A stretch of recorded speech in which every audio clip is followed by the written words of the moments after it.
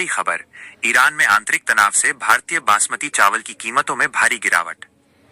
Market update, एक हफ्ते में ₹5 से ₹7 तक सस्ता हुआ बासमती चावल। आईआरईएफ ने जारी की एडवाइजरी। निर्यात संकट, ईरान में पेमेंट रुकने और शिपमेंट में देरी से निर्यातक परेशान, मंडियों में बढ़ी सुस्ती। टैरिफ वार, अमेरिका ने भारतीय चावल पर लगाया 50% टैरिफ, फिर भी बासमती की मांग बरकरार। सावधान, आईआरईएफ ने चावल निर्यातकों को नए बाजार तलाशने और पेमेंट सुरक्षित करने की सलाह दी। ईरान में अशांति के कारण बासमती चावल की कीमतों में भारी गिरावट, आईआरईएफ ने निर्यातकों के लिए जारी की चेतावनी। नई दिल्ली, 13 जनवरी 2026। इंडियन राइस एक्सपोर्टर्स फेडरेशन आईआरईएफ ने ईरान में बढ़ते नागरिक असंतोष और विरोध प्रदर्शनों पर गहरी चिंता व्यक्त की है।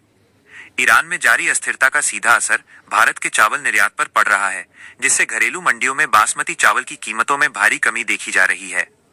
प्रमुख आंकड़े और जानकारी। कीमतों में गिरावट, पिछले एक सप्ताह के भीतर विभिन्न बासमती किस्मों की कीमतों में ₹5 से ₹7 प्रति किलो तक की गिरावट दर्ज की गई है। 1121 किस्म ₹85 से गिरकर ₹80 हुई। 1401 किस्म ₹85 से गिरकर ₹78 हुई। 1509 और 1718 किस्में ₹70 से गिरकर ₹65 प्रति किलो पर आ गई हैं। ईरान को निर्यात, अप्रैल-नवंबर 2025-26 के दौरान ईरान को 468.10 मिलियन अमेरिकी डॉलर मूल्य का 5.99 लाख मीट्रिक टन बासमती निर्यात किया गया, लेकिन वर्तमान स्थिति ने भुगतान चक्र, पेमेंट साइकिल और शिपमेंट को बाधित कर दिया है। अमेरिकी टैरिफ का प्रभाव, अमेरिका ने भारतीय चावल पर आयात शुल्क टैरिफ 10% से बढ़ाकर 50% कर दिया है।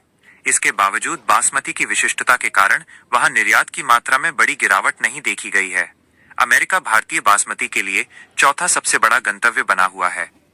अधिकारियों का वक्तव्य। आईआरईएफ के राष्ट्रीय अध्यक्ष डॉक्टर प्रेम गर्ग ने कहा, ईरान भारतीय बासमती के लिए एक मुख्य बाजार रहा है, लेकिन वहां के बाजारों में भुगतान रुकने और खरीदारों के पीछे हटने से भारतीय मंडियों में सेंटिमेंट खराब हुआ है। फेडरेशन के उपाध्यक्ष श्री देव गर्ग ने निर्यातकों को सलाह दी है कि वे सुरक्षित भुगतान तंत्र, सिक्योर्ड पेमेंट मैकेनिज्म्स का उपयोग करें और ईरान के अलावा पश्चिम एशिया, अफ्रीका और यूरोप जैसे वैकल्पिक बाजारों पर ध्यान केंद्रित करें।